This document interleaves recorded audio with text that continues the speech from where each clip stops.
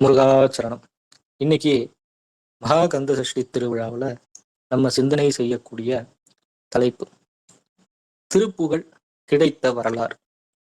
இது ரொம்ப அற்புதமான ஒரு தலைப்பு. இன்னைக்கு நம்ம சிந்தனை பண்ண இருக்கிறோம். சாதாரணமா ஒரு வார்த்தையில சொல்லி முடிச்சாச்சு, திருப்புகழ் கிடைத்த வரலாறு அப்படின்னு சொல்லிட்டு. ஆனா இந்த திருப்புகழ் கிடைத்த வரலாறு அப்படிங்கிறது பாத்தீங்கன்னா ஒரு தனி மனிதரினுடைய கால் நூற்றாண்டு உழைப்பு.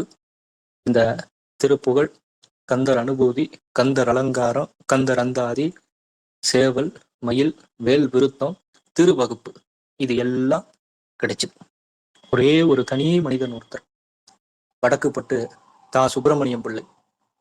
இன்னைக்கு முருக வழிபாட்டுல இன்னைக்கு எத்தனையோ இடங்கள்ல வேல்மாறல் பூஜை நடக்குது. அந்த வேல்மாறல் பூஜை நடக்கிறதுக்கு வேல்மாறல் தேவை. அந்த வேல்மாறல் எதுல இருந்து வந்ததுன்னா வேல் வகுப்புல இருந்து வந்தது. அந்த வேல் வகுப்பு அருணகிரிநாத பெருமான் அருளி செய்தாருங்கிறது நம்ம எல்லாருக்கும் தெரியும். ஆனா அந்த வேல் வகுப்பு நமக்கு கிடைக்க காரணமா இருந்தது நம்ம சுப்பிரமணியம் பிள்ளை ஐயா தான். அவரினுடைய 25 வருட ஒரு பெரும் தவம் நமக்கு இன்னைக்கு நம்ம எல்லாரும் திருப்புகழ பாராயணம் பண்ணிட்டு இருக்கோம். அந்த ஒரு சரித்திரத்தை தான் இன்னைக்கு நம்ம சிந்தனை பண்ண போறோம். வடக்குப்பட்டு அப்படின்னு ஒரு இடம். அந்த இடத்துல பிறந்தவர் தான் சுப்பிரமணியம் பிள்ளை. ரொம்ப அற்புதமான ஒரு சிறந்த ஒரு பக்திமான். வேளாளர் சமூகத்துல பிறந்தவர். இவர் வழக்கறிஞராக பணியாற்றிட்டு இருந்தார். இவர் இந்த திருப்புகள்லாம் நமக்கு கிடைக்கிறதுக்கு காரணமாக இருந்தவர். எப்பன்னு சொல்லிட்டு பாத்தீங்கன்னா 1871 வருஷம் கடலூர்ல மஞ்சக்குப்பம் அப்படிங்கிற ஒரு பகுதியில ஒரு கேஸ் ஒண்ணு. அதுல அந்த கேஸுக்கும் வடக்குப்பட்டு தா சுப்பிரமணியம் பிள்ளைக்கும் எந்த சம்பந்தமும் இல்லை.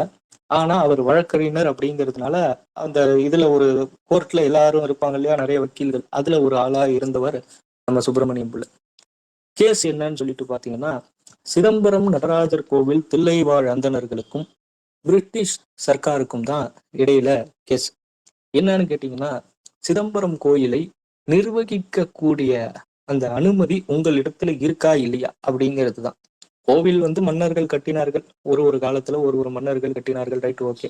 அந்த கோவிலை நீங்க தான் நிர்வாகம் பண்றீங்க, நீங்க தான் அந்த கோவிலினுடைய கணக்கு வழக்கெல்லாம் பாக்குறீங்க, நீங்க தான் ட்ரஸ்டிங்கிறதுக்கு என்ன ஆதாரம் இருக்கு அப்படின்னு சொல்லிட்டு ஒரு இதுதான் கேஸ். நிர்வாக உரிமை தீட்சிதர்களுக்கு உண்டா இல்லையா அப்படிங்கிறது தான் அந்த கேஸ். சிதம்பரத்துல இருந்து தில்லைவாழ் அந்தணர்கள்ல இருந்து அந்த சமூகத்துல இருந்து ஒரு 6 பேர் கொண்ட குழுவினர் வந்திருந்தாங்க. அதுல ஒரு தீட்சிதர் சுவாமிகள், கிருஷ்ண சுவாமி தீட்சிதர் அப்படின்னு சொல்லிட்டு அவருடைய திருநாமம். அப்ப அவர் இடத்துலதான் பாத்தீங்க அப்படின்னாக்கா பிரிட்டிஷார் சார்பா கேக்குறாங்க, சிதம்பரம் நடராஜர் கோவிலை நீங்க நிர்வாகம் பண்ணணும் அப்படின்னு சொல்லி இவ்வளவு காலம் பண்ணியிருக்கீங்க, இப்ப இனிமே பண்ணணுங்கிறீங்களே, இதுக்கு உங்ககிட்ட ஏதாவது ஆதாரம் இருக்கா? நாங்க தான் நிர்வாகம் இத்தனை காலம் பண்ணியிருக்கோம் அப்படிங்கிறதுக்கு ஏதாவது ஆதாரம் வச்சிருக்கீங்களா அப்படின்னு சொல்லி கேட்கிற பொழுது, அப்ப கிருஷ்ணசுவாமி தீட்சிதர் சுவாமிகள் சொல்றாரு, இதுக்கு எங்க கிட்ட ஆதாரம் இருக்கு. என்ன ஆதாரம் இருக்கு அப்படின்னு சொல்லிட்டு கேட்டா, ஒரு பாடல் ஒண்ணு பாடுறார். தாது மாமலர் அப்படிங்கிற ஒரு பாடல் ஒண்ணு பாடி அந்த பாடலுக்கு விளக்கம் சொல்றார்.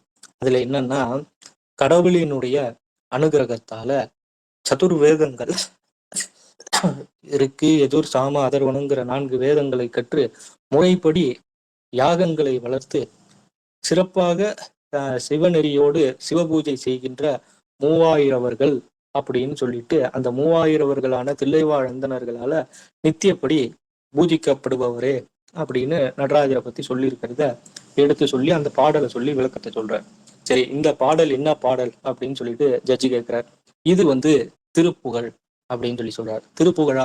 திருப்புகழ்னா என்ன அப்படின்னு சொன்ன உடனே, திருப்புகழ்ங்கிறது முருகப்பெருமானை பற்றி இயற்றப்பட்ட ஒரு பாடல். யார் இயற்றுனது அப்படின்னு ஜட்ஜி கேட்க, அருணகிரிநாதர் இயற்றினார் அப்படிங்கிறார். அருணகிரிநாதரா? அவர் யாரு அப்படின்னோடனே, சைவத்துல எப்படி நாயன்மார்களோ வைஷ்ணவத்துல எப்படி ஆழ்வார் பெருமக்களோ அது போல முருகப்பெருமானினுடைய ஒரு சிறந்த அடியார் அப்படின்னு அவர் வாழ்ந்த காலம் எது அப்படின்னு சொல்லும்போது 15ஆம் நூற்றாண்டு அப்படின்னு சொல்லி சொல்றார். அப்ப நம்ம இப்ப அதாவது அந்த ஜட்ஜி சொல்றது. நம்ம இருக்கிறது 19ஆம் நூற்றாண்டுல வாழ்ந்துட்டு இருக்கோம். 15ஆம் நூற்றாண்டுனா 400 வருடங்களுக்கு முன்பாகவே அருணகிரிநாதர் இவங்களை பத்தி பாடியிருக்காரு அப்படின்னாக்கா, அப்ப 400 வருடங்களுக்கு மேலாகவே நீங்க இந்த கோயிலை நிர்வாகம் பண்ணிட்டு வரீங்கிறது ஊர்ஜிதமாகுது. அதனால சிதம்பரம் கோயிலினுடைய நிர்வாக உரிமை தில்லைவாழ் அந்தணர்களுக்கே சொந்தம் அப்படின்னு சொல்லி கையெழுத்து போட்டு கொடுக்குறேன்னு சொல்லிட்டு தீர்ப்பு எழுதிட்டார். கிடைச்சது என்னமோ நடராஜர் கோவிலுக்கும் தில்லைவாழ் அந்தணர்களுக்கும் தீர்ப்பு சாதகமா அமைஞ்சது. ஆனா இங்க வந்து இதையெல்லாம் காதுல வாங்கிட்டு இருந்த வடக்குப்பட்டு தான் சுப்பிரமணியம் பிள்ளைக்கு ஒரு பொறி ஒண்ணு தட்டுச்சு. என்னடா இது, திருப்புகழ்னு ஒரு பாட்டு இருக்கா அப்படிங்கிறதே அவருக்கு இப்பதான் தெரிய வருது. உடனே வந்து என்ன பண்றாருன்னா, அந்த தீட்சிதரை போய் தொடர்பு கொள்றார். தீட்சிதரை போய் தொடர்பு கொண்டு இது மாதிரி திருப்புகழ் சொன்னீங்களே, இது வந்து எங்க இருக்கு அப்படின்னு சொல்லி கேட்கும்போது, இது எங்க இருக்குங்கிறதெல்லாம் தெரியல, என்கிட்ட கொஞ்சோண்டு இருக்கு, நான் வேணா அதை கொடுக்குறேன் அப்படின்னு சொல்லிட்டு, அப்பெல்லாம் இந்த மாதிரி நோட்டு புக்கு பிடிஎஃப் எல்லாம் கிடையாது இல்லையா, ஓலைச்சுவடி தான் இருந்தது. அந்த ஓலைச்சுவடிய எடுத்து கொடுத்தாரு. அதுல பாதி அரிச்சது பாதி அரிக்காதது போக ஏதோ கொஞ்சம் சொச்சம் தேருச்சு. சரியா, இப்ப வந்து என்னன்னா, வடக்குப்பட்டு தா சுப்பிரமணியம் பிள்ளைக்கு ஒரே குறிக்கோள், இந்த திருப்புகழ் மொத்தத்தையும் நம்ம எடுக்கணும் அப்படின்னு சொல்லிட்டு அருணகிரிநாதரை பத்தி வரலாறுலாம் எடுத்து படிக்கிறாரு. அப்போ வந்து அவருக்கு ஒரு விஷயம் தெரிய வருது. என்னன்னா, அருணகிரிநாதர் மொத்தம் 16,000 திருப்புகழ் பாடியிருக்காரு அப்படின்னு சொல்லிட்டு. சரி ரைட்டு, நம்ம 16,000 திருப்புகழ் மற்ற திருவகுப்புல இருந்து எல்லாத்தையும் எடுப்போம் அப்படின்னு சொல்லிட்டு ஒண்ணு ஒண்ணா எடுக்கலாம்னு சொல்லிட்டு உறுதி எடுத்துக்கிறாரு. சரி, இப்ப வந்து என்னன்னா, முதல்ல நம்ம வந்து கோயில்களுக்கெல்லாம் போவோம் அப்படின்னு சொல்லிட்டு கோயிலுக்கெல்லாம் போயிட்டு அவருக்கு தெரிஞ்ச கோவில்கள் எல்லாம் போய் இந்த மாதிரி திருப்புகள் இருக்கா அப்படின்னு சொல்லிட்டு ஒரு இடமா சொல்லிட்டு போய் கேட்டுக்கிட்டே வந்துட்டு இருக்காரு. இதுல 1876 வருஷம் ஆறுமுக நாவலர் அவருடைய சைவ வினாவிடை அப்படிங்கிற ஒரு நூல், அதுல வந்து பாத்தீங்க அப்படின்னாக்கா ஒரு 6 திருப்புகள் கிடைச்சது. அதற்கு அடுத்தபடியாக 1878 ஜூன் மாதம் 28ஆம் தேதி காஞ்சிபுரத்துல இருக்கக்கூடிய புத்தேரி தெரு, அந்த இடத்துல அண்ணாமலை பிள்ளை அப்படின்னு ஒருத்தர், அவர்கிட்ட இருந்து 750 திரு புகழ் பாடல்கள் நமக்கு வந்து கிடைச்சது. அதே 1878ல பின்னத்தூர் சீனிவாச பிள்ளை அவர்கிட்ட இருந்து வந்து பாத்தீங்கன்னா 450 பாடல்களும், 1879ல அதே பின்னத்தூர் சீனிவாச பிள்ளைகிட்ட இருந்து 150 பாடல்களும் கிடைச்சது. அதற்கு அடுத்து 1881 மார்ச் மாசம் 20ஆம் தேதி ஆறுமுக ஐயர் அப்படிங்கிறவர்கிட்ட இருந்து 900 திருப்புகழ் பாடல்கள் கிடைச்சது. அதற்கு அடுத்தது 1903 திருமாகரல் அப்படிங்கிற ஊர்ல இருந்து 780 பாடல்கள் கிடைச்சது. அதற்கு அடுத்தது உவே சுவாமிநாத ஐயர், அவர் அந்த காலம் வந்து ஒரு இடமா போய் தமிழ் சுவடிகளை தேடிக்கிட்டு இருந்த காலம். அப்ப அவர்கிட்ட போய் இந்த திருப்புகழுக்கெல்லாம் உங்கள்கிட்ட கிடைச்சிருக்கா, இந்த திருப்புகழ் எல்லாம் இருக்கா அப்படின்னு சொல்லிட்டு அவர்கிட்ட இருந்தும் கொஞ்சம் திருப்புகழை கேட்கிறார். இதை வந்து ஆஹ் இது வாவு இது உவே சுவாமிநாத ஐயர் வந்து பாத்தீங்க அப்படின்னாக்கா தன்னுடைய சுயசரிதை நூல்ல வந்து பாத்தீங்க அப்படின்னாக்கா சுவாமிநாத ஐயரே எழுதியிருக்காரு. அதாவது வந்து வடக்குப்பட்டு தா சுப்பிரமணியம் பிள்ளைகிட்ட நான் வந்து திருப்புகழ் கொடுத்திருக்கேன் அப்படின்னு சொல்லிட்டு. இப்படியெல்லாம் திருப்புகழ்லாம் கிடைச்சத 1895 வருஷம் ஏப்ரல் மாதம் 9ஆம் தேதி இந்த திருப்புகழ் பாடல்கள் எல்லாம் வந்து பாத்தீங்கன்னா வருஷப்படுத்த ஆரம்பிக்கிறார். அதுல வந்து எல்லாமே பிள்ளைக்கு கிடைச்சது எல்லாமே இதுவாக தான் கிடைச்சது, ஓலைச்சுவடியாக தான் கிடைச்சது. அதுல முழுமையாக இருக்கிறது எது, அரிச்சது, நமக்கு பயன்பாட்டுக்கு வராதது அதெல்லாம் விட்டுட்டு எது நல்ல முழுசா நமக்கு பயன்பாட்டுல இருக்கோ அந்த திருப்புகழ் எல்லாம் எடுத்து இதை வந்து நம்மளோட இது அழிஞ்சிடக்கூடாது அப்படின்னாக்கா இதை கண்டிப்பாக புத்தகமாக அச்சிட்டு தான் வேணும் அப்படின்னு சொல்லிட்டு நினைக்கிறாரு நம்ம சுப்பிரமணியம் பிள்ளை. உடனே என்ன பண்றாரு அப்படின்னு சொல்லிட்டு பாத்தீங்கன்னா, இந்த புக்கு அப்பெல்லாம் வந்து புத்தகம் அச்சிடுறதுங்கிறது ஒரு சாதாரண காரியம் இல்ல, பெரிய விஷயம். ஆனா இந்த அளவுக்கான ஒரு பிரிண்டிங் ப்ரெஸ் இதெல்லாம் அந்த அளவுக்கு அப்பெல்லாம் கிடையாது. அப்ப அதுக்கு வந்து பணம் தேவைப்படும். அப்ப அதற்கெல்லாம் வந்து தன்னுடைய சொந்த காசையே செலவு பண்ணி ரொம்ப கஷ்டப்பட்டு புத்தகத்தை ரெடி பண்றாரு. குறிப்பாக வந்து பாத்தீங்க அப்படின்னாக்கா 1000 திருப்புகழ்கள் கொண்ட ஒரு நூல், ஒரு புத்தகத்தை வெளியிடுறாரு நம்ம வடக்குப்பட்டு தா சுப்பிரமணியம் பிள்ளை. இது எப்போ வெளியிடுறாரு அப்படின்னு சொல்லிட்டு பாத்தீங்க அப்படின்னாக்கா, முதல்ல சுப்பிரமணிய பிள்ளைக்கு கேட்டது வந்து என்ன அப்படின்னு சொல்லிட்டு பாத்தீங்கன்னா 1871. அப்பதான் வந்து பாத்தீங்க அப்படின்னாக்கா அவர் கடலூர்ல வக்கீலாக இருக்கிற போது தில்லைவாழ் அந்தணர்களினுடைய அந்த கேஸ் வந்துச்சு, சிதம்பரம் கோயிலுடைய கேஸ். அப்ப 1871 அவர் திருப்புகழை முதல் முறையா கேட்க ஆரம்பித்தவர் 1895. 24 வருஷங்கள் அங்க இங்க தேடி தேடி தேடி அலைஞ்சு கடைசியா நூலை வெளியிடுறதுக்கு எல்லாம் ரெடி பண்ணி பிரிண்டிங் பிரஸ்ல கொடுக்குறாரு.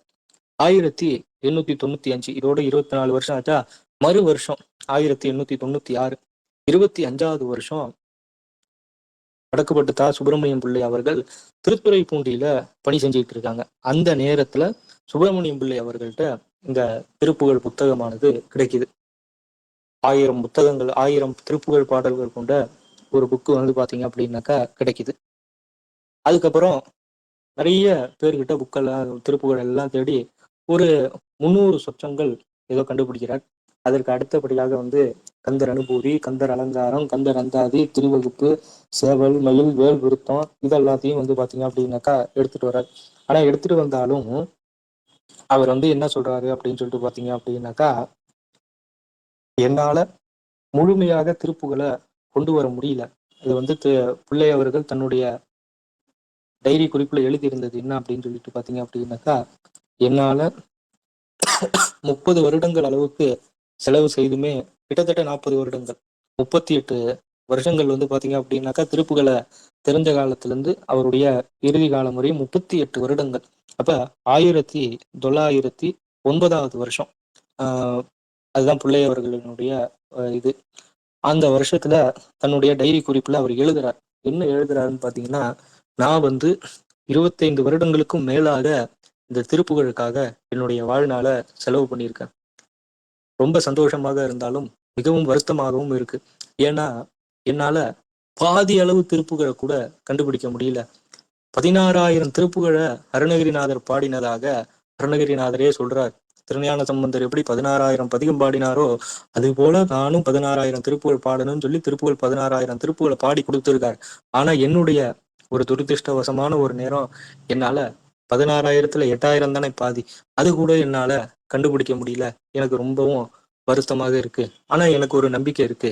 என்னன்னு கேட்டீங்கன்னா, இனி வருங்காலங்கள்ல மொத்த திருப்புகளும் வெளியில கிடைக்கும். நான் பார்க்கலைனாலும் எனக்கு அடுத்து வரக்கூடிய சந்ததிகள் இந்த திருப்புகழை முழுமையாக பார்ப்பார்கள் அப்படின்னு சொல்லி 1909வது வருடம் வடக்குப்பட்டு தா சுப்பிரமணியம் பிள்ளை அவர்கள் எழுதுறார்.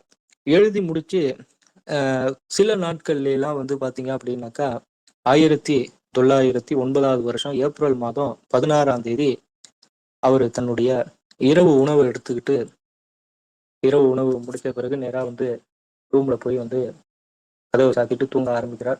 அப்ப தூங்கினவர் தான் அப்படியே நேரா முருகப்பெருமான் தன்னுடைய கந்தலோகத்துக்கு அவரை அழைச்சிட்டு போயிட்டாரு.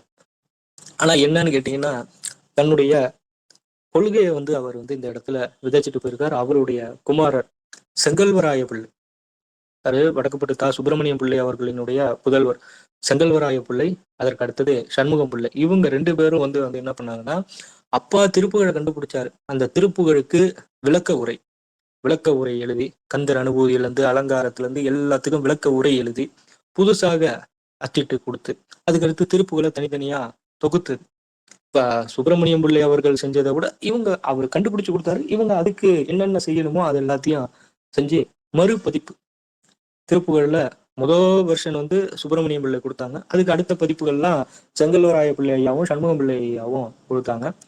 இன்னைக்கும் பாத்தீங்க அப்படின்னாக்கா, திருத்தணி முருகப்பெருமானினுடைய கோவிலை நோக்கியவாறு வடக்குப்பட்டு தா சுப்பிரமணியம் பிள்ளை அவர்களினுடைய இந்த சமாதியானது அமைக்கப்பட்டுள்ளது.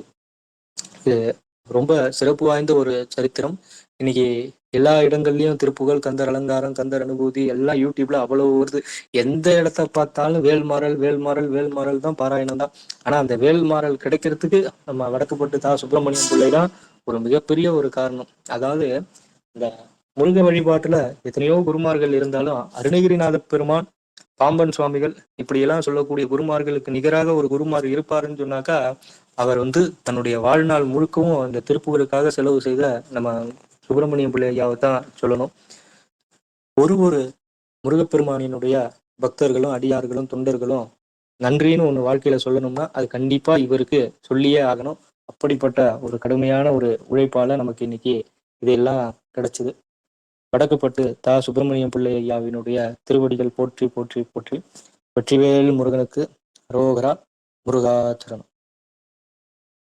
மிக்க நன்றிங்க ஐயா.